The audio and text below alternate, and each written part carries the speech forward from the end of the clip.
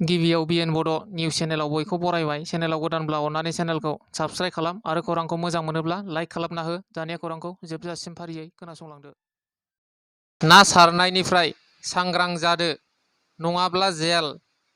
नागिर नागिर फोथार फोथार थांना ना सारग्राफोरखौ होसो होसो हमदों बिटिआरनि ना बिफाना।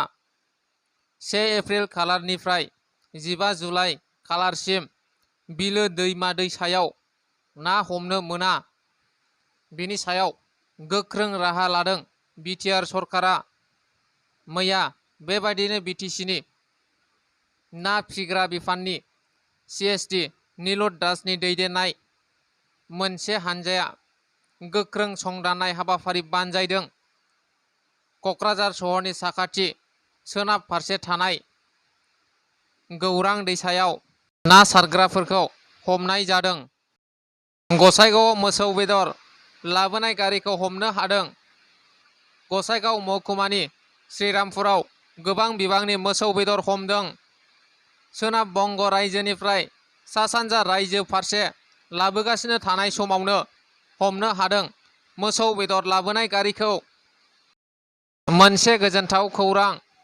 गुवाहाटी कटन मुलुगसोलोंसालिनि MBBT बिफान बेच 2022-23 नि फरायसुलि Manalisa Swargiary graduate aptitude test biotechnology GATB 2023 आनजादाव उथ्रिसारनानै गासै भारतनि गेजेरावनो ST केटेगरियाव सेथि मासि आवग्रिनो हादों।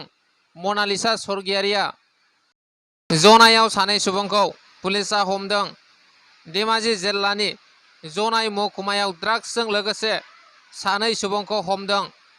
जनाय महकुमायाव दासान्दि सोलिगासिनो ड्राग्सनि फालांगि आरो निसा जानाय। बे समावनो रायजो राजानि हेफाजाबजों जनाय पुलिसआ ड्राग्स फालांगि खालामग्रा सानै सुबुंखौ हमनो हादों।